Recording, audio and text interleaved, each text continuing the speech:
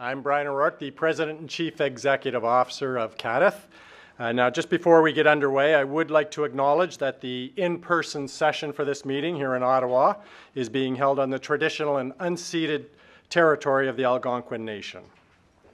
So I'd like to thank all of you for joining us today for the inaugural talk in the 2017-2018 CADTH Lecture Series. We launched the lecture series 4 years ago so that people from across Canada and abroad could hear directly from prominent scholars and opinion leaders about pressing issues facing health technology assessment and healthcare today. And of course, today's lecture is focused on one of the most pressing public health issues that we face today, Canada's opioid crisis. It's a topic that many people are interested in, as demonstrated by the high attendance for this lecture. We have more than 1,150 people registered both online and here in person.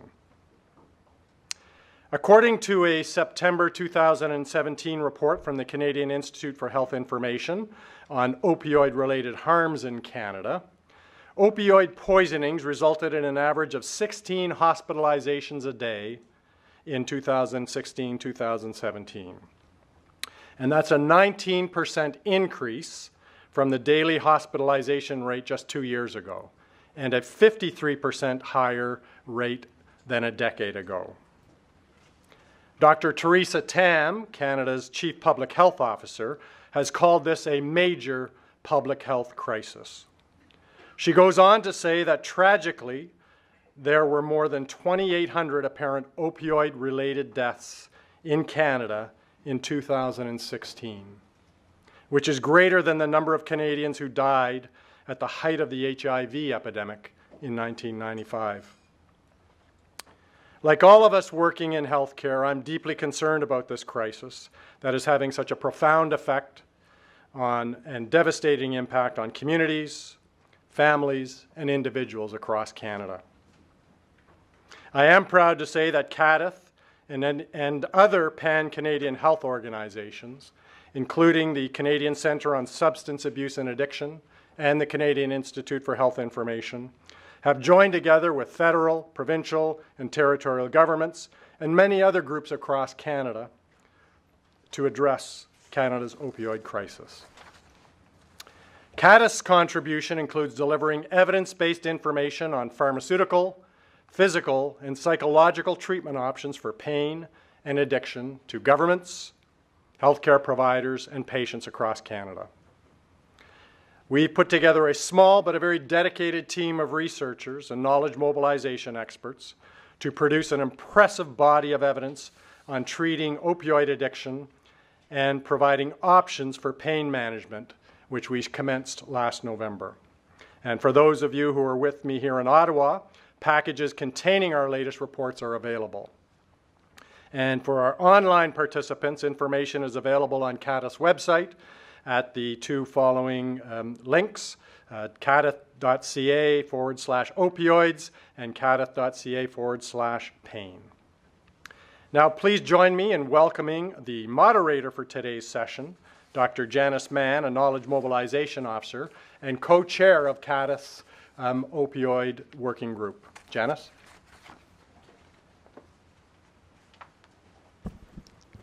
Thanks, Brian. So just a few little notes before I introduce today's speaker. The lecture today will be about 40 minutes long, and it'll be followed by questions, both from people who are in the room and from people who are joining us today online. And just a little reminder that if you are on Twitter, we encourage you to tweet during the lecture, after the lecture. Just please include the hashtag CADTH Talks. So I mentioned the question period, just so we're all on board with how that works. If you're doing the live stream option. So you can click, I have to read this because I never remember how to do this. Click the participate button on the webcast player, enter your email address, and write your question in the space provided and hit send. So hopefully that will work quite well. We do have a lot of people online and in the room today, so we might not be able to get to every question, but we're going to endeavor to do what we can there. If you are in the room when we get to our question period, just please remember to turn on your mic. Otherwise, the people online are not going to be able to hear your question. The button's right in front of you there at the bottom of your mic. And a request to all participants just to include your name and, if appropriate, which organization you may be representing today. That's it for the housekeeping notes. So I'm really, really excited to be able to introduce our speaker today. Dr. Hakique Virani is one of the leading experts in Canada on the opioid crisis, and he also happens to be the medical director of the Metro City Medical Clinic in Edmonton and Calgary, and an assistant clinical professor in the Department of Medicine at the University of Alberta. And in 2015, in response to the opioid crisis in southern Alberta, he championed the first on-reserve naloxone distribution program in Canada, and that's an initiative which has actually led to a province-wide program. He served as a member of Alberta's Coalition on Prescription Drug Abuse, and he remains involved with the College of Physicians and Surgeons of Alberta in physician education on opioid use disorder and the development of standards and guidelines for opioid dependency treatment.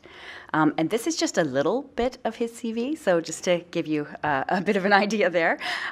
He is now, my note says he's a vocal advocate. I'm going to say he's a very vocal advocate for public health. He's written for CBC, Huffington Post, Vice, the Calgary Herald, the Boston Globe Stat News, and the Globe and Mail. And if you go onto YouTube, you can find a number of interviews with CBC and some other news outlets as well. His clinical and public health work has actually been featured in a feature-length documentary called Dope Sick, Fentanyl's Deadly Grip, and it actually won a 2017 Canadian Screen Academy Award. So Dr. Virani is here today to share his insights into the opioid crisis and discuss considerations for action now that drug poisoning has reached epidemic proportions. Please join me in welcoming Dr. Hakique Virani.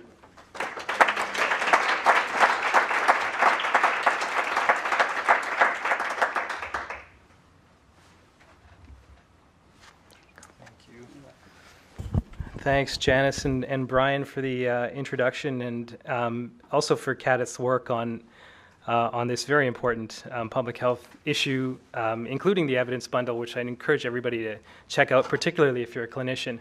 A very useful set of tools synthesizing the evidence on treating opioid use disorder. But also thanks to CADTH for recognizing the importance of this in the context of Canadian healthcare. And I would say that this is probably one of the leading challenges that face Canada, period, even considering issues outside of health. And it's not just an urgent public health problem today. This is the most urgent public health problem that I've ever seen. And that's keeping in mind that only 8 years ago we saw a stage 6 global pandemic of influenza. I still think that this is the most urgent public health problem that we've seen in my generation. Not only because of its death toll and its impact, but also because I think that it's a manifestation of deeper problems in the way that public health is organized and performs. It is a manifestation of persistent inequities in this most wealthy corner of the world and ostensibly most progressive corner of the world. And normally when we talk about this problem, you must have seen talks looking at it from the perspective of examination rooms, where we put patients into diagnostic buckets and we assess them and treat their problems through our clinical lens, whether it's pain or addiction. And you've probably also seen talks from the perspective of the ivory towers, where questions are asked and studied by the academy, and then key messages are canned and crafted by the bureaucracy, and where big decisions are made or not made. There's also a space in between these two places, between these ivory towers and our examination rooms, where it's messy and uncompromising, and where real life happens, where variables can't often be controlled for, and a place that requires us to have two separate words for efficacy and effectiveness. Having spoken to a lot of people in my practice and outside who are directly affected by this crisis, I think I've learned a little bit about that real-life space between our examination rooms and our ivory towers, and so I thought I'd spend my time sharing some of that with you. Of course, I have to show the obligatory slide that says I don't have any financial interests in any industry, and that includes lab or pharmacy industry, which I think somebody who practices addiction medicine should have to be able to say. But as far as conflict of interest goes, we have to realize that we all have plenty of them. Whether you're a researcher or a clinician, particularly if you're a public health practitioner or a bureaucrat in government, you're stuck between medicine and mandates and marching orders and publish or perish, and all of those things that really do affect in which direction you're pulled. And ultimately, if we don't recognize that, it's hard for us to put patient and population health at the forefront of everything that we do. I wrote a little bit about this in the spring in Stat News, and rather than go on about this phenomenon of conflict of interest that is much wider than we've ever acknowledged, you can read that if you're interested. So when I did work in an ivory tower in Health Canada back in about 2006, myself and a colleague of mine, Dr. Seminani, started to use business intelligence tools to analyze what First Nation leaders were concerned, increasingly, was problematic prescribing of certain prescription drugs to members of their communities. And here what you're looking at is what we called a perspective map, where every one of those rectangles represents a single physician prescribing to a single First Nation community in Alberta in 2008. And the dimensions of each rectangle reflect how many unique patients that physician saw in a calendar year. And the shade of red or green reflects what proportion of those patients were prescribed an opioid drug at one point during that calendar year. And so you're looking at physician number 4335, who saw 369 First Nation patients in his practice in that calendar year, and to 91% of them prescribed an opioid drug. This is a primary care practice that saw all types of patients. Several years later, the College of Physicians and Surgeons in Alberta started to use similar or the same technologies to analyze trends in the Triplicate prescription program. And what you're looking at here is between 2006 and 2011, 2012, about a 50% increase in the total oral morphine equivalents of oxycodone prescribed to the Alberta population. That's the kind of purplish magenta line at the top of the chart. So that's not unique to Alberta. We know that Oxycontin use increased throughout North America during that time period. And if you were to take all the opioids together prescribed to the Alberta population, about a 35% increase in total opioids prescribed to the Alberta population between 2006 and 12. That was mirrored by an increase in acute drug toxicity deaths with or without alcohol that involved opioids in Alberta. And you would have seen this same phenomenon occur and most widely reported in United States jurisdictions, where with the increase in opioid prescribing, there was kind of a parallel increase in opioid overdose death. It was all very convincing. And it's still convincing to me that it's very hard to argue that the way that we prescribed opioids was not partially responsible or partially contributed to the genesis of the crisis that we sit on today.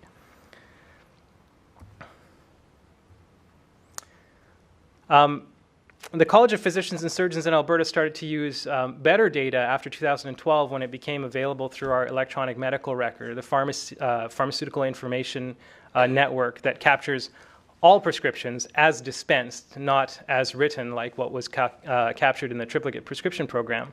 But what you see is that between 2012 and 2015, the slope had flattened out a bit. And now you see a reversal in a trend, a slight reversal in trend of total opioid prescribing to Albertans by 2016. And I anticipate we'll see a decrease continue in 2017. And that may have something to do with the public attention that this problem has gotten. It may have something to do with the regulatory interventions that took place with physician education and academic detailing. It probably has something to do with the Centers for Disease Control in the United States publishing an opioid use guideline. And it probably has something to do with the anticipation of the Canadian guideline in 2017, which I think is a good guideline. It does focus on the areas that we were preoccupied with given the indicators that we were monitoring, particularly maximum dosages.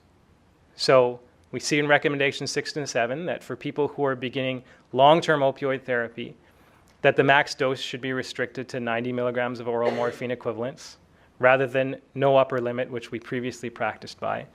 And for patients who are beginning opioid therapy for chronic pain conditions, that dose be limited to 50 milligrams or less.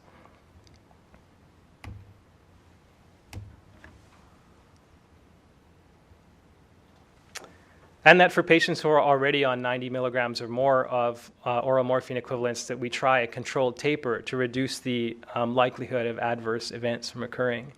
But again, most of the recommendations would relate to preventing adverse effects from high dosages of opioids. And the serious adverse effects that were mostly contemplated were addiction, where in the synthesis of literature they found that the risk of opioid addiction in chronic opioid therapy was about 1 in 20 people. Is this because I'm a public health guy? There's an antivirus thing. The risk of fatal overdose, so serious adverse effects, changed with the amount of opioid prescribed. So those patients who were receiving over 100 milligrams per day, the rate of fatal overdose death annually was about 0.23%, so about 1 in 400 people. And for non-fatal overdose, about 1.8% in patients who are on over 100 milligram per day of opioids. Now, these are not the only adverse effects that were looked at, but the ones where there was more good data on than for things like opiate-induced constipation, etc. So by no means the only adverse effects that happen from chronic opioid therapy, but the ones that we found to be, that we think of when we think of serious adverse effects.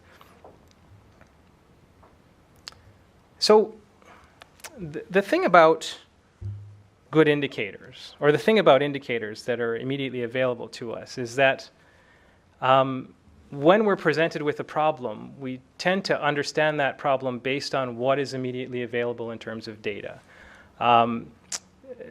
Dr. Kahneman, who's a behavioral economist who won a Nobel Prize not too long ago, described this as the availability heuristic. And he described a phenomenon called what you see is all there is. So let me just illustrate that to you briefly. I will try. Come on. Here we go. So this is an awareness test. You're responsible for keeping an eye on the ball carried by the white team and counting how many passes that white team makes.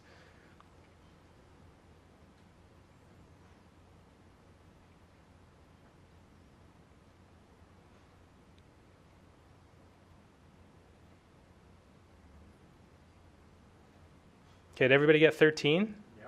Okay. Did you see the moonwalking bear?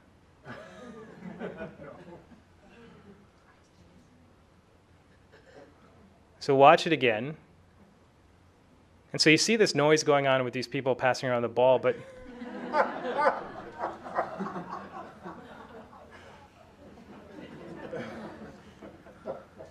so it's easy to miss something that you're not looking for. So we've been, for good reason, very, very preoccupied with dosages and with prescribing habits. And the reason it's for good reason is that we saw that it tracked pretty closely with the way that opiate overdose deaths changed. But we were not nearly watching in as real time the deaths as we were the prescribing.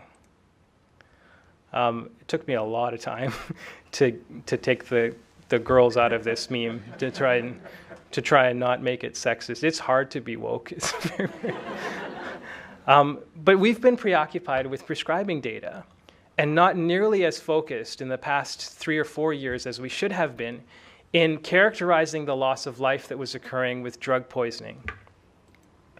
When we looked, or when we started to look in a more coherent way, here's what we saw. And as Dr. Tam said, about 2,816 deaths at least in the calendar year 2016. That is an underestimate. And that may well be a dramatic underestimate. Are there any epidemiologists in the room? Okay, if the people sitting beside the epidemiologist can hold the epidemiologist's hand for a moment. I'm going to show you a chart that should concern you in terms of the quality of data. So the number of provisos on this chart that has one indicator and very few rows is concerning. And the reason there are so many conditions here is that there is not a standard definition across the country of what gets you counted in this number. So for example, if you're in Quebec, you only get counted in this number if opioid overdose death is the cause of death in a closed or certified case. 44% of those in 2016 were still under investigation when this number was reported. So we may be wildly underestimated in that case. Saskatchewan does it the same way. Alberta reports unintentional apparent opioid-related deaths only. British Columbia reports deaths from all illicit drugs, including but not limited to opioids. But if you look at their case definition, if you're prescribed an opioid or other drugs, and that's found, for instance, on your PharmaNet profile, and those were the drugs listed in your drug toxicity death cause, you're not counted because it's not considered an illicit drug. If there was, for example, your codeine, your morphine, your benzodiazepine, and methamphetamine, you'll get counted in the illicit category. Or if you had a couple of opioids that were prescribed to you plus heroin or fentanyl that was not prescribed to you, then you would be considered, you would be included. But it makes it difficult to say that we have a full picture of what's going on with opioid overdose death. But in fact, that's what people are saying. That's what official people are saying, that we now have a full picture of what's going on with the opioid crisis. But unfortunately, we do not. Oh, sorry, I don't know how that came up. Or maybe I'm just trying to make a point. So the death rate in Canada is reported as deaths per 100,000 population, whereas in Europe, the European Monitoring Services on Drugs and Drug Addiction reports deaths from all illicit drugs at a per million population. And their worst country is Estonia, as I'll show you later. It doesn't even come close to what the death rate is per million in British Columbia. So it would not be fair to say that nobody's been watching opioid overdose deaths, though. So the Canadian Centre on what was then called substance abuse, but now is called substance use and addiction, was watching fentanyl in Canada for quite some time, probably 4 years before others were starting to watch it. And they did it through a voluntary kind of sentinel reporting undertaking called CCNDU. And back in August of 2015, recommended that jurisdictions collaborate to standardize the information used for drug poisoning deaths. You just saw 2017 data that's not standardized. But, government takes time. Here's what things are looking like in British Columbia. Looking at, given their case definition, illicit drug deaths between 2007 and 2016. And you see around 2012 is when the slope starts to change. If you take away fentanyl, illicit drug deaths do increase, but relatively stable compared to when you do include fentanyl. If you want to look at what 2017 will look like in BC, I kind of have to zoom out to do that. That's what the line will look like. So not only is it increasing, but the increase is increasing for those of you who are calculus-minded. That's concerning. Things are getting worse, in spite of the fact that when you look at the prescribing curve in a place like Alberta, things are getting better. This is a moonwalking bear. Okay. So those are what the numbers look like when we produce them in our ivory towers, but what do they look like in real life? I happened to be speaking in Vancouver 2 weeks ago, and at the time in Oppenheimer Park, 2,242 stakes like these were laid out and handwritten to memorialize every someone who died from opioid overdose. And those stakes happened to arrive in Ottawa in a coffin on Parliament Hill this week to demonstrate that these are real people who died. This is what they looked like, or this is what some of them would look like.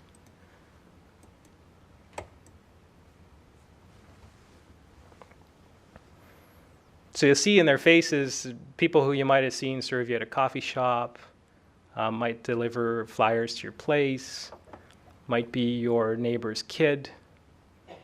This is what their moms look like. I've had the, I want to say pleasure, but the conversation was unfortunately unpleasant, but the honor of meeting 3 of these moms. And about a dozen other parents who've lost their kids to opioid overdose. And it's remarkable that 201, the phrase that they've all used independently of one another, is a parent's worst nightmare. Now, any of you who have kids know what that means. There's no ambiguity around that. When somebody says a parent's worst nightmare, they're not talking about their kid not making AA hockey. They're not talking about their property tax going up. And they're sure as heck not talking about a supervised overdose prevention site opening up across their street. When somebody says a parent's worst nightmare, it means that they got that phone call or that knock on the door in the middle of the night from a uniformed officer telling you that your kid is dead. And the same kid that whose hair you ran your fingers through at bedtime. The same kid who the first time you held them, you promised them that they would be unconditionally loved and protected from all harm forever and ever. And our job as communities and as public health practitioners and as clinicians and as governments is to help parents to keep that promise to their kids.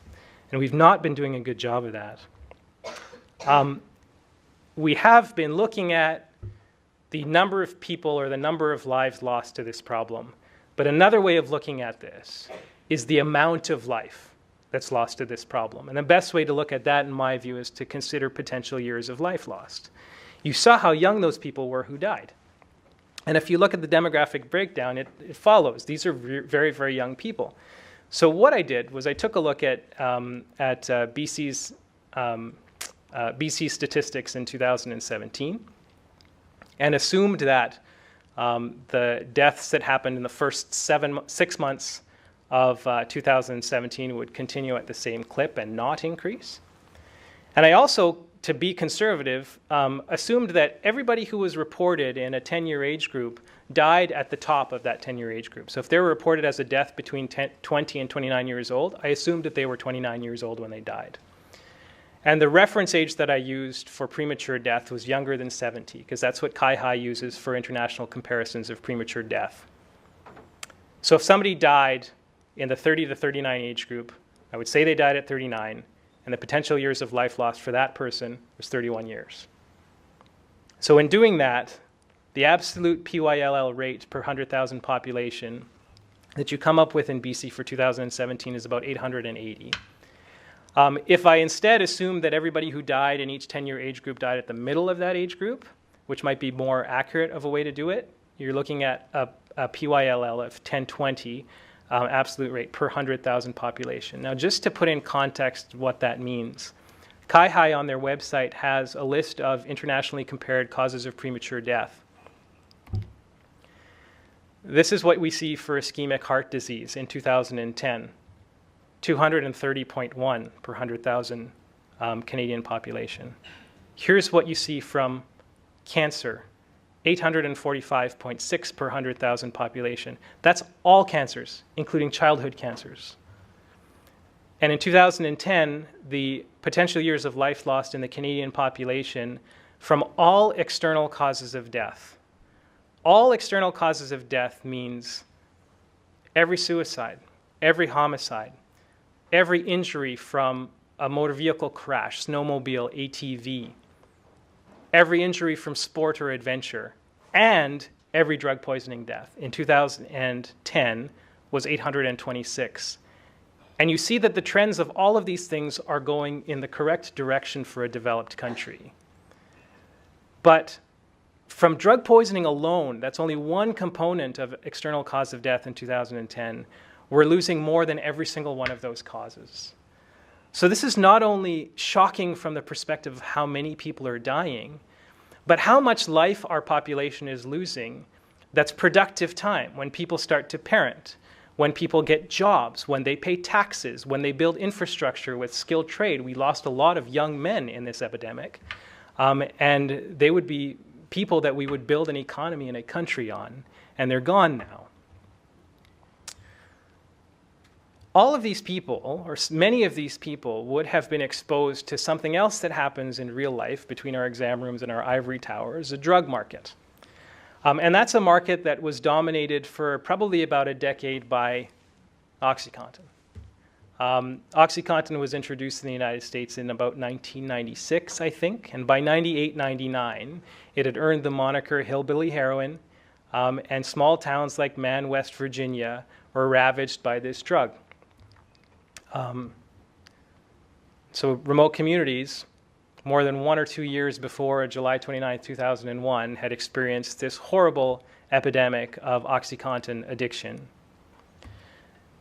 So in 2010, August, Purdue introduced an abuse deterrent formulation in the United States so that you couldn't crush as easily Oxycontin and snort it. You could not suspend it in liquid and inject it. And then, of course, nobody ever had opioid addiction or died from therapeutic use ever again, and we never had an epidemic.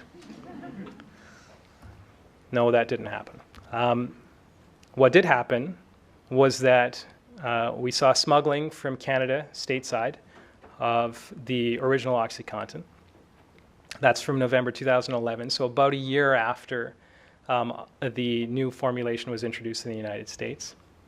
But you did see, to be fair, a flattening of the curve of opiate overdose death where natural and semi-synthetic opioids, where you'd find Oxycontin, would be. So there's 2010, 2011. This was a rise before 2010, and then a flattening out over 11, 12, and 13. So that seems okay, if what you see is all there is. That's what heroin was doing.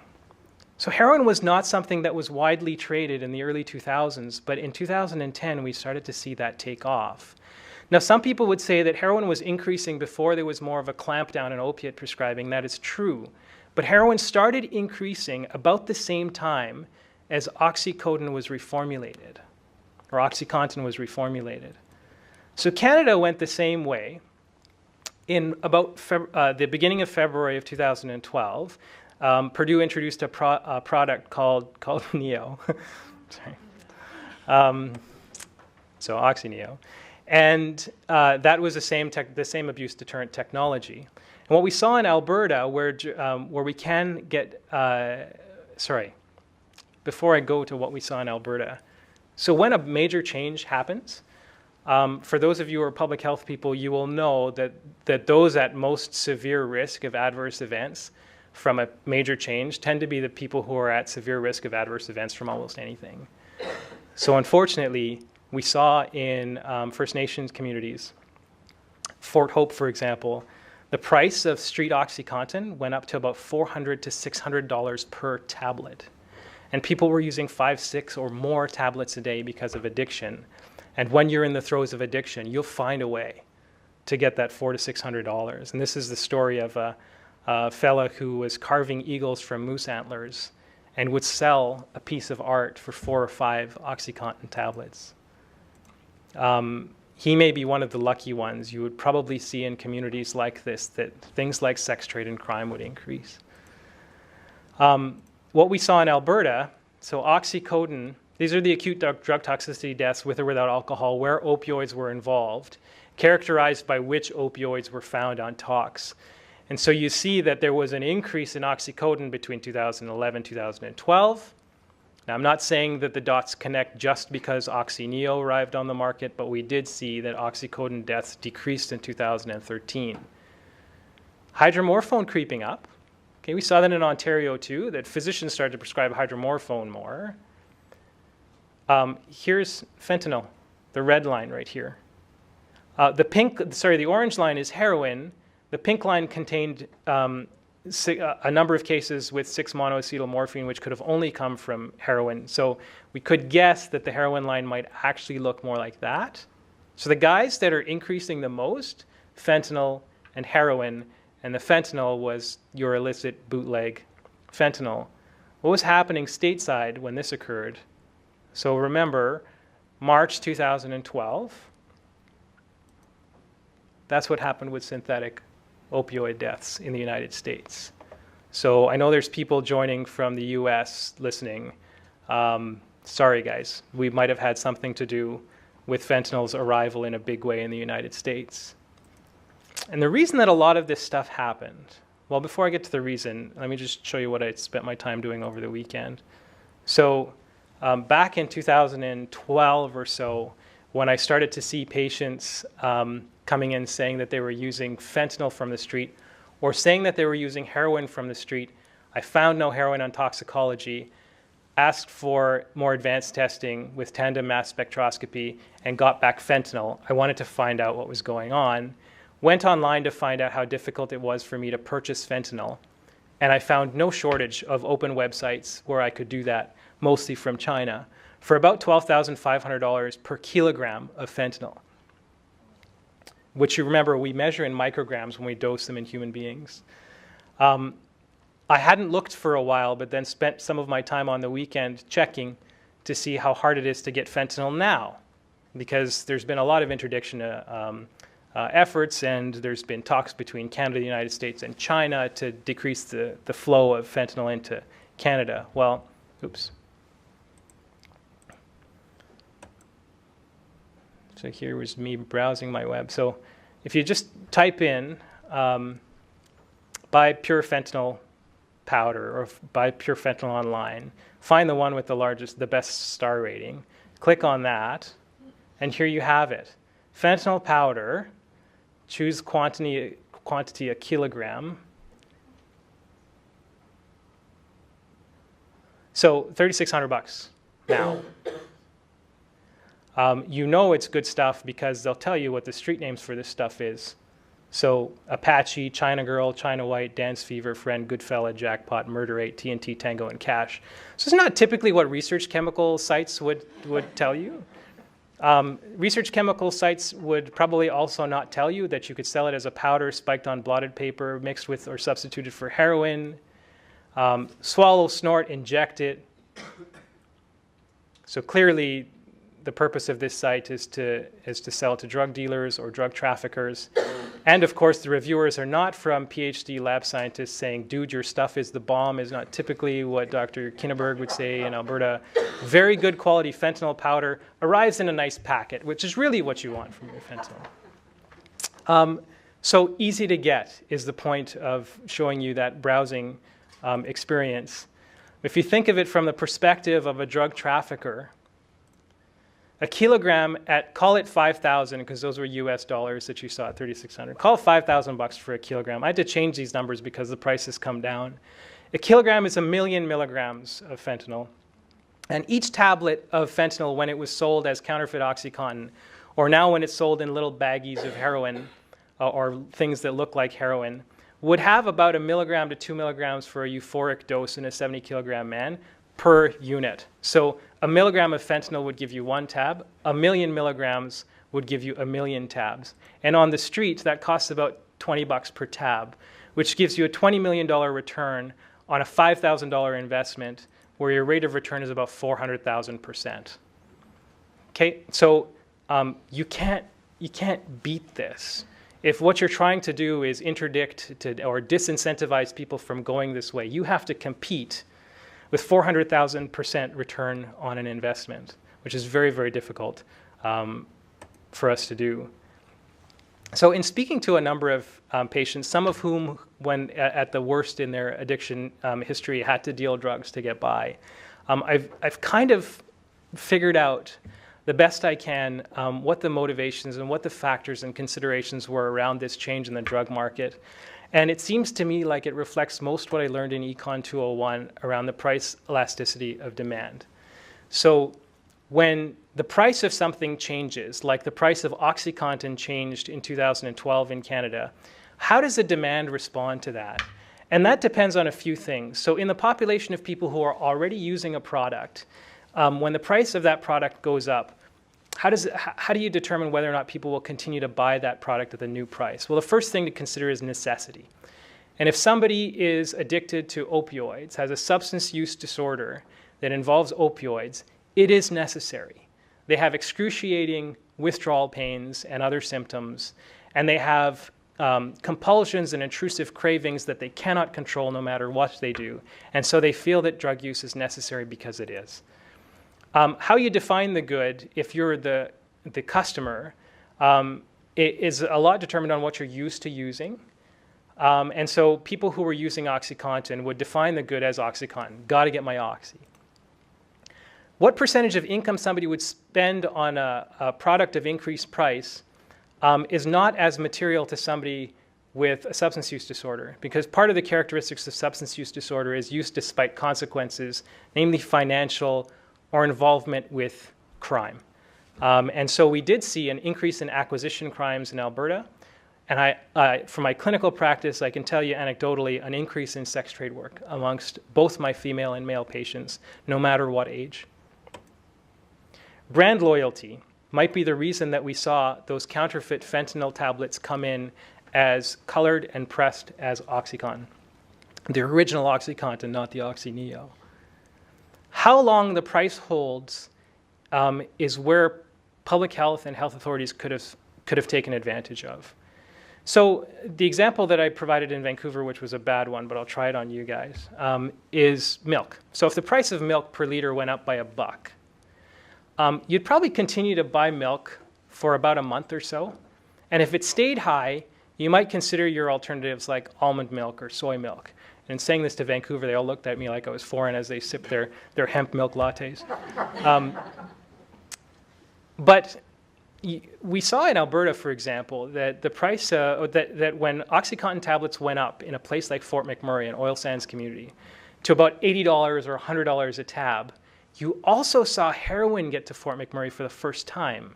And it was being sold at about $20 or $25 a point, which is not that much different from the downtown east side of Vancouver.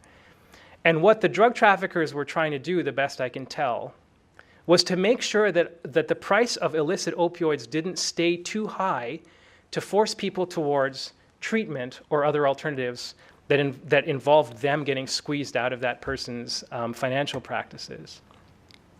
The availability of substitute goods is what the drug traffickers were working on. So they started off with bringing in heroin, but I'll show you why that was too risky and why fentanyl came.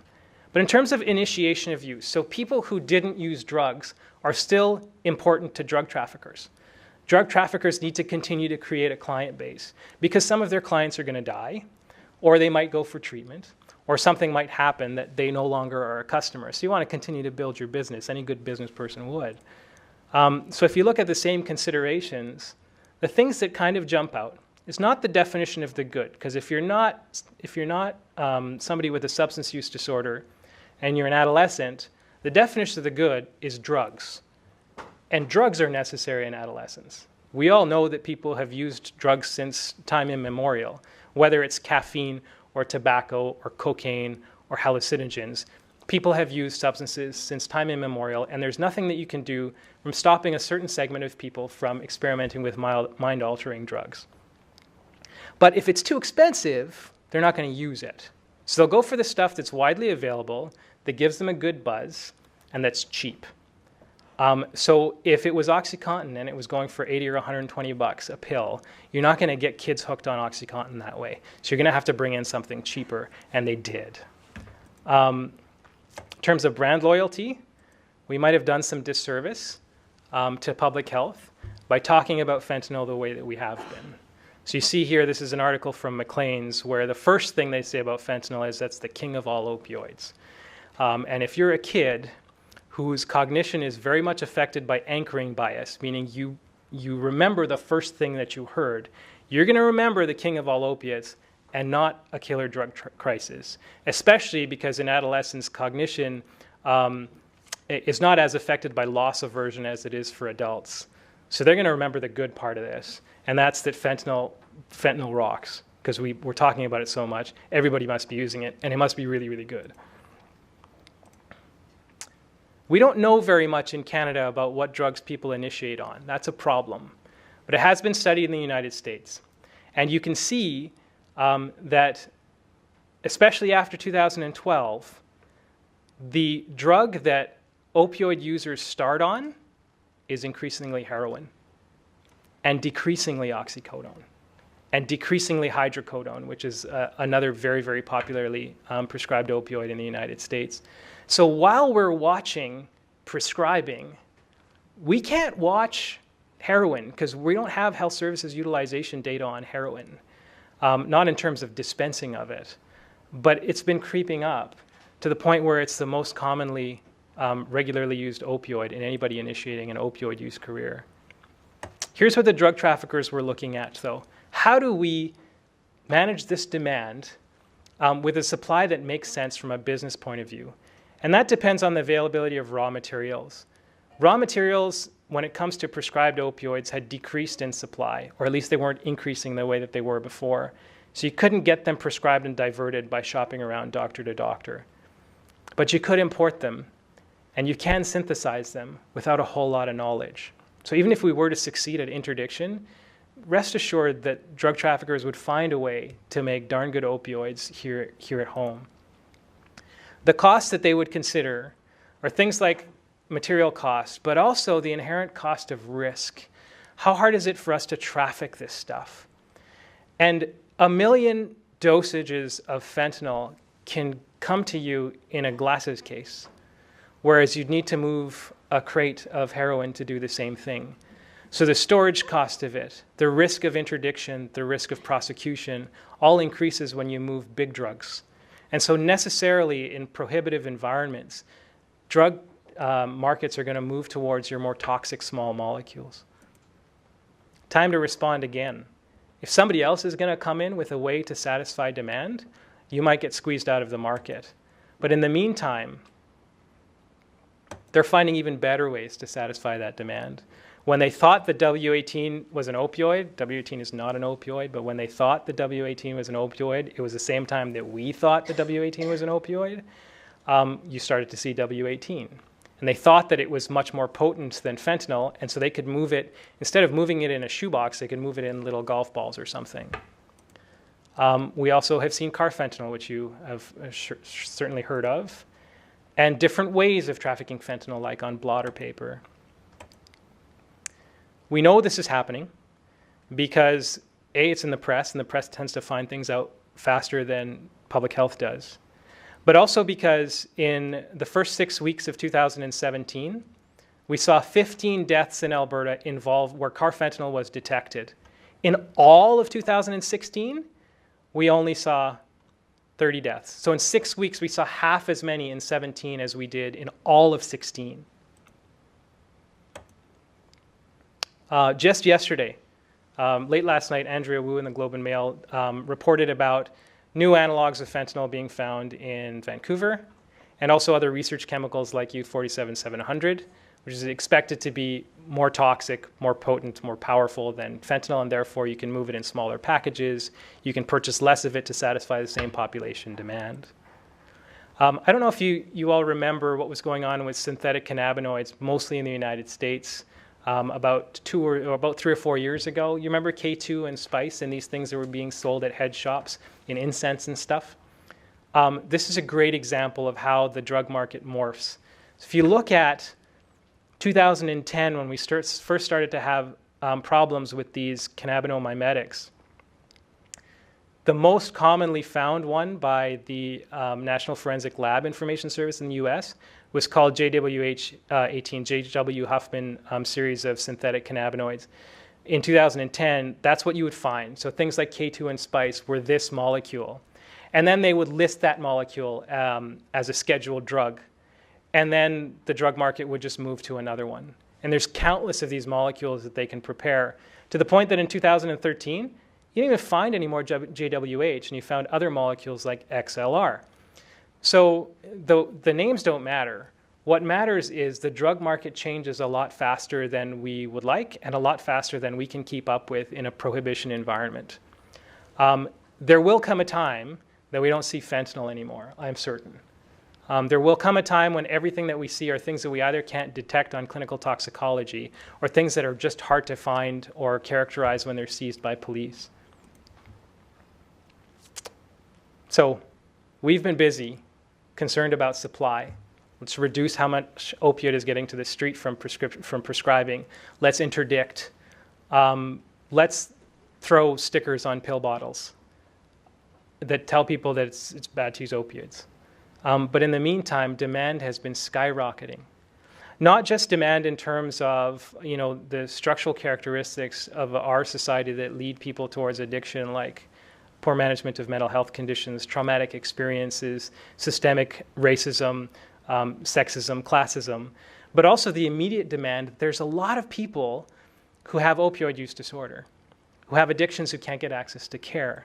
And the way that we should be managing this is with those things that the evidence tell us will save lives and make people's lives better. Off the top of my head, the things that jump out are agonist maintenance therapies. So in the BMJ has put out the most recent systematic review of methadone and buprenorphine naloxone, showing that you get about a five-fold decrease in overdose mortality in somebody on methadone maintenance versus somebody not on methadone maintenance who has an opioid use disorder, and from 4.6 to 1.4 in somebody maintained on buprenorphine. That's a huge mortality benefit for putting somebody on a very simple therapy. But not just reducing their overdose mortality, also reducing their mortality from anything.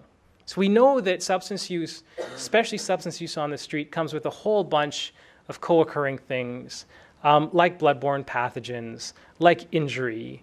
And you see that there is a significant decrease from 36.1 per 1,000 person years to 11.3 all-cause mortality in patients maintained on methadone, and about 2 to 1 for patients who are maintained on buprenorphine naloxone. So the buprenorphine naloxone, there's some overlapping confidence intervals, but the size of that difference is significant for all-cause mortality, but the overdose mortality difference is really, really convincing. A couple of things, though, in interpreting this systematic review. One is that the cohorts in these studies, the enrollment into these cohorts did not ended by 2010. 2010 was a lot different from 2017 in this drug market. They also excluded any studies that had to do with incarcerated individuals or people recently released from jail, and they're at super high risk of overdose and all-cause mortality.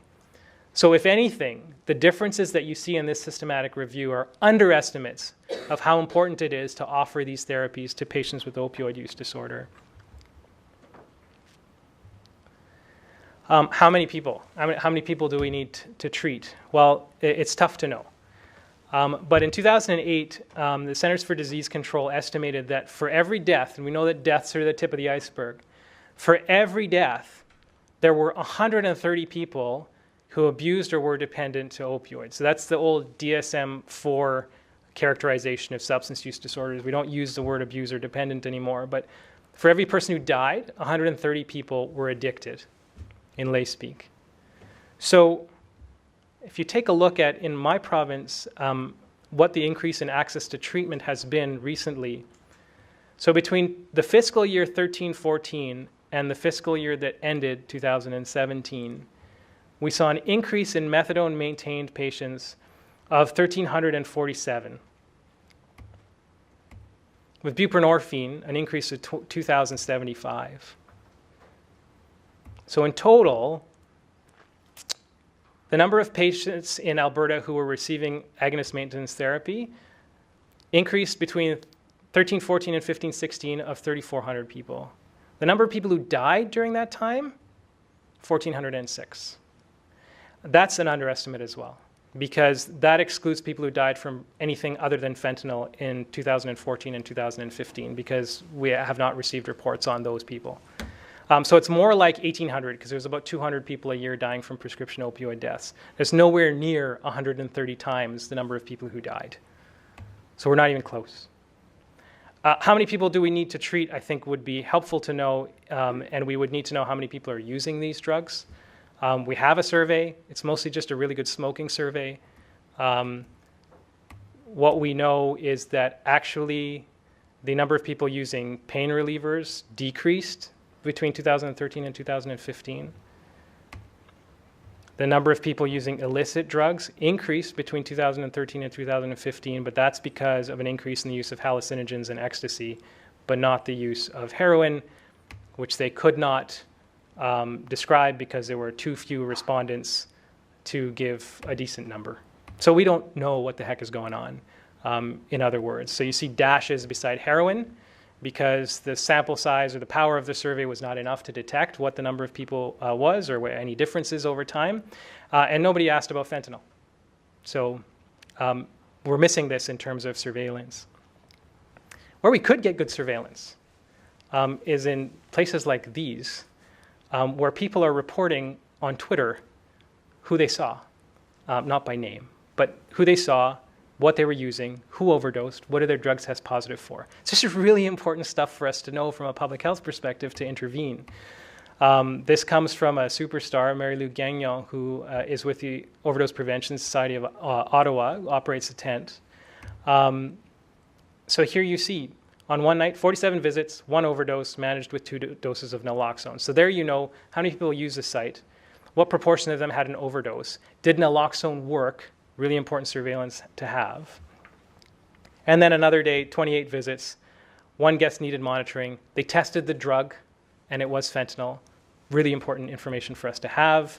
She tracked it over time, right? This is stuff that we could gather as part of a surveillance system. Looking at drug pricing at websites like StreetRx, really important indicators to have. If we were to have what they call a full picture of what's going on with the opioid crisis, this would be important. Everybody know this guy? So that's how his face gets. This is David Gerlink. He's a professor at the University of Toronto, and most of what I've talked about is from BC and Alberta, but if anything's going to be important, somebody from Toronto has to say something. So, so this is David, who is probably the most prolific writer on the opioid crisis in the country or in the continent. This is how his face gets when somebody says the word Purdue. So he says a lot of smart things. None smarter, I think, than what he said at FEMRAC in June, which was, I like to quote Hakique, who said, "There's never been a more dangerous time to use drugs from the street." That's not something I said just because it fits nicely in 140 characters. It's the best that we can glean about what's going on in the opioid market. It's not a don't do drugs message. It is a we need to do something message about risk. One of the first things you learn in public health is that risk is about the likelihood of something happening, the magnitude of an adverse event, the frequency of those adverse events happening, and those depend on things like your exposure characteristics, your susceptibility characteristics, and characteristics of the hazard. The hazard has never been more dangerous. And we don't know what proportion of the drug market is flooded with these dangerous hazards. We don't know which dangerous hazards they are, necessarily. And we don't know how people are exposed to them in terms of the route of exposure, the dosages that they're taking.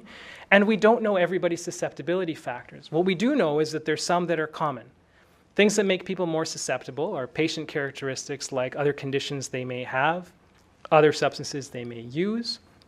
We may know things about their social environment, like if they're poor, they're more likely to suffer from an adverse event. If they don't have a phone, or if they use alone or live alone, if they overdose, there's nobody to rescue them. These are things that make people susceptible, and we don't have a characterization of the people who are at risk in terms of these variables. We do know from the United States that exposure to needles is increasing, in that this is the first birth cohort where the time between initiation of drug use and initiation of injection drug use has gone down. So they're starting to inject earlier, mostly because the drugs that are most popular are less so stimulants and more so opiates. We also know that people who smoke drugs also overdose. And we know this because if you watch Twitter, good surveillance would watch people who operate overdose prevention sites, like Sarah Blythe, who is a hero, and you know she's a hero. So here she's told you how many people have used the Vancouver OPS in that day, and she showed that there was one overdose in somebody who smoked their drug. You can tell she's a rock star because who but a rock star would let their phone get to 8% battery level and leave the Bluetooth on? Okay, I'll try and wrap this up quickly, but there's a couple of more really important things I want to get across. One is we use this phrase, first do no harm in medicine, all the time, and we attribute it to Hippocrates or the Hippocratic Oath. It's not in the Hippocratic Oath. But sometimes we use that phrase to reflect what the spirit of the Hippocratic Oath is, which is take care of your patients, don't mess around, and make sure that you don't hurt them. But it doesn't say don't do anything. And I know that there's a press to say, you know, if the person decides to take an opiate and dies from it, I don't want to be the one prescribing it. But the approach that we ought to take is let's look at the patient and assess their risk based on those variables that I described before, and offer them things that have a greater likelihood of making their life better than of them suffering an adverse event. If you take a look at the people in Alberta who died from opioid overdose, you can tell that there are some differences in risk characteristics from people in that top chart who died from an overdose related to fentanyl than the ones in the bottom chart who died from an overdose related to an opioid that wasn't fentanyl, like a prescription morphine or hydromorphone or oxycodone. More women in the latter, older in the latter, and probably some risk characteristics that you could, in doing a deliberate assessment of risk with that framework that I showed you, identify. And if you take a look at the things that happened, this is kind of important. So here's what Health Canada says about opioids on their website. First thing I'll point out is that it falls under substance abuse. It's kind of a pejorative way to say that if something bad happens to you from an opiate, it's your fault. We have to change that language. And secondly, it says when used properly, they can help, but when misused, they can cause addiction, overdose, and death. Those are both true statements. But there's a statement in between that's not said, and that is when used properly, they can also cause addiction, overdose, and death. And I can guarantee you that some of those people in the two charts that I showed before, or that I'll show again, did not have addiction. And there are some people who die from fentanyl use who were not addicted to fentanyl but used it in a recreational way. We have to worry about those people as well because they're actually at higher risk of adverse events because they don't have the tolerance and withdrawal that characterizes an addiction disorder. Here are the things that people did in the 30 days before they died from an opioid overdose. The bottom chart is the people who died from prescription opioid overdose, and the top chart is the one who died from fentanyl. 11% of the people who died from a fentanyl overdose visited an emergency department in the month preceding their death for a substance use condition, either intoxication or withdrawal. So they're presenting, telling you what the problem is in the emergency department, but only 2% of them received a dose of agonist maintenance medication. In terms of the people who died from a prescription opiate overdose, 57% of them got an opiate from a pharmacy, and almost 50% of them got an anxiolytic or an antidepressant from a pharmacy. If you use that risk framework, you would recognize that combining things might be responsible for some of the stuff that we're seeing. And they have not mentioned anything about gabapentin, which we should probably be keeping an eye on. In the UK, it looks like gabapentin-related deaths are increasing with gabapentin prescribing. Last week, a very bright Toronto group reviewed what the risk is of adding gabapentin to chronic opioid therapy. They found that at doses of greater than 900 milligrams of gabapentin, patients were at almost a 60% increase of mortality death if they were also on an opiate, compared to if they were not on gabapentin. So when we do these risk assessments, it's not just about the max dose of opioids. It is about that, but it's also about other things. Okay. So basically, the questions we have to ask ourselves are, did you identify hazards in the patient context? Did you assess the likelihood of exposure to those hazards and how they're exposed? Did you assess patient and environmental characteristics that increase their susceptibility to those hazards or increase the risk of adverse events from those hazards? And did you add protective interventions or offer them meaningfully? In other words, did you assess and and risk manage and harm reduce. You have to check out the Guideline for Management of Opioid Use Disorder from the BCCSU. It is excellent. It describes why we ought to avoid withdrawal management alone or detox, particularly inpatient detox, which tends to be where governments go when we have a drug crisis. Instead, opting for outpatient detox over longer periods of time if a patient insists on detox, or residential as opposed to inpatient. Looking at agonist maintenance therapies and offering buprenorphine and naloxone first in patients who don't do well on buprenorphine and naloxone or refuse or have previously done well on methadone, to offer methadone. And options for patients who don't do well on conventional agonist maintenance therapies like slow-release oral morphine.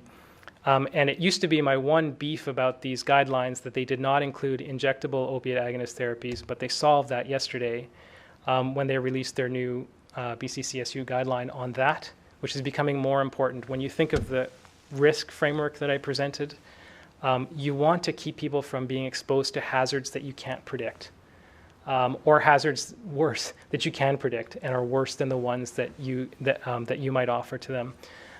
This is from the RIOT trial, which it was named because that's what happens when you present this stuff to a recovery group. But basically, in comparing patients who received injectable agonist maintenance therapies to conventional oral methadone agonist therapy, there was no difference, except that people who were on the supervised injectable heroin were significantly more likely to have reduced the amount of money that they spent on illicit drugs. Now, the money itself is important because we know that income is a social determinant of health, and if they have poor resources, they're not going to do as well. But it reflects that they're accessing the illicit drug market less. And that's a critical outcome.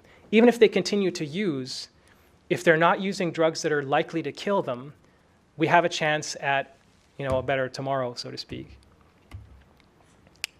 Okay. Jail's really, really important. We talked about the risks that people who are incarcerated face. My province and several others do a really bad job of offering therapy in jail. Tons of bloodborne pathogen transmission in jail from injection drug use, and tons of drugs. So with rusty, blunted needles. So we ought to focus on them. Okay. Last set of stuff that I'm going to say. I know there's one attendee from the London School of Economics on the live stream.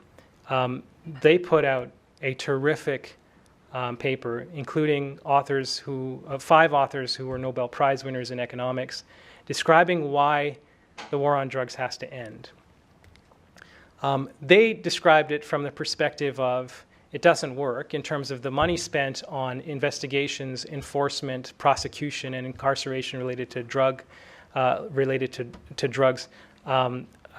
do not justify the outcomes, but the outcomes are also negative, meaning the more that you invest in enforcement, investigation, prosecution, incarceration, the worse drug problems get.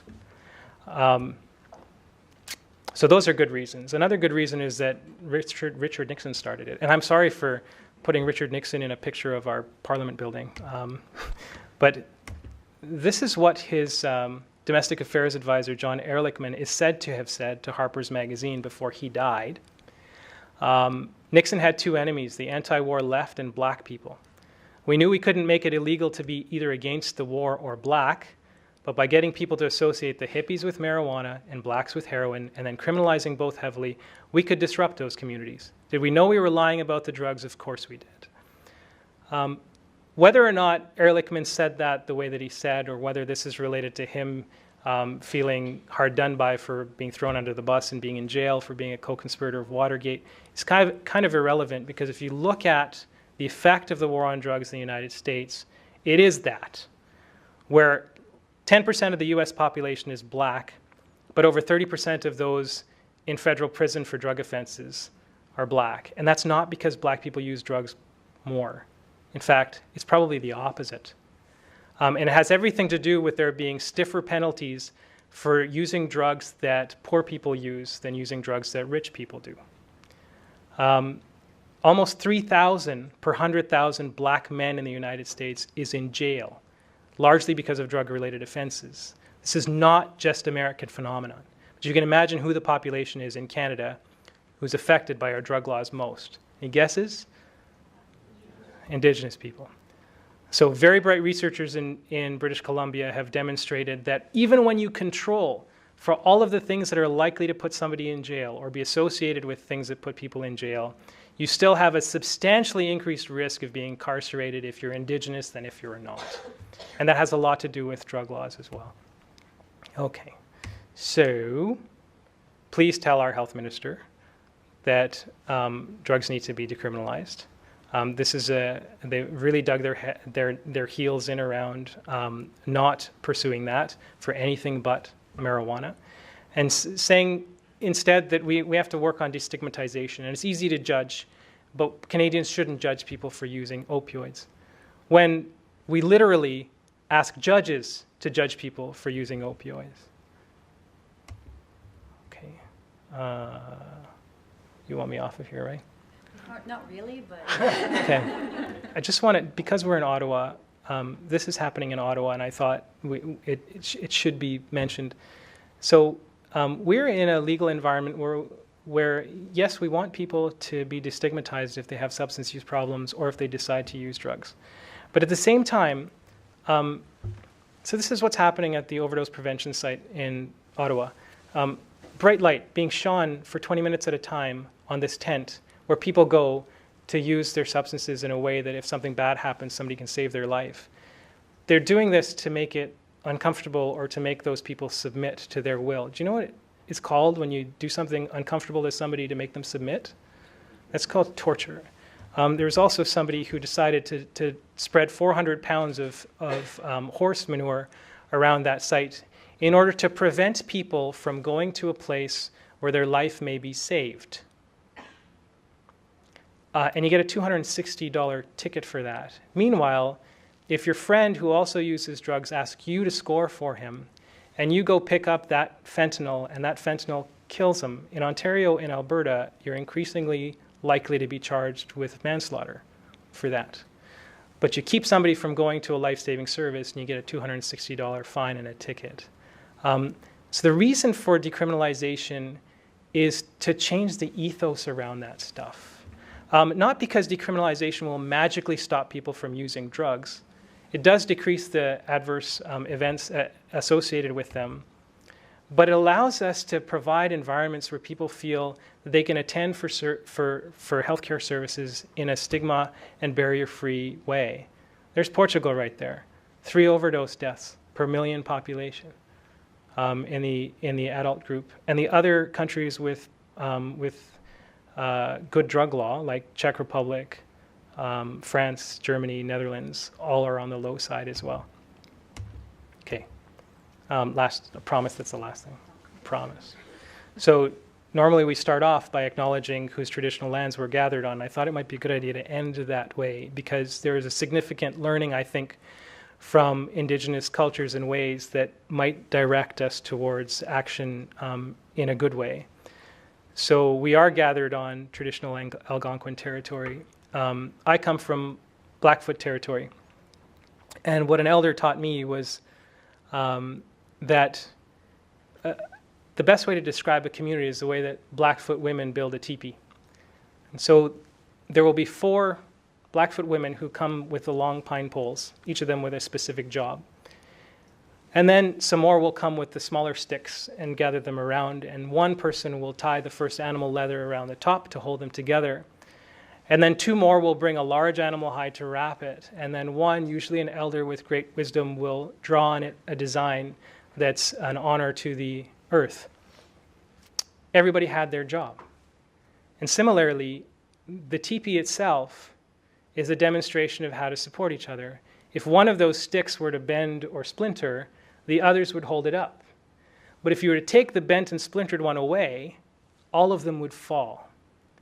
And so the lesson that she was trying to transmit, I think, was that the measure of a resilient community is not how you take care of the weakest member. It is actually how much you depend on each other. And I know it kind of makes me a snowflake to say something like that at a health technology assessment place, but I think that's really, really, really important and should drive everything that we do. This is what the American Medical Association has as a credo in their code of ethics. Humanity is our patient. Just because somebody is not in front of you as a patient does not mean that you don't have a responsibility to them. So for those of you who are clinicians or who are researchers or who are bureaucrats, I think we all could really use some help in convincing decision makers that these are directions that we need to go. If you don't believe that physician voices are allowed, go on Twitter and search for the hashtag tax fairness, and you'll see. We can speak. And then finally, since we talk cutting edge things at CADTH, if you do provide treatment to people who have troubles with substances or anybody from socially disadvantaged groups, really the most important piece of advice and the most important piece of anecdotal evidence I can give you is be nice. So that's it.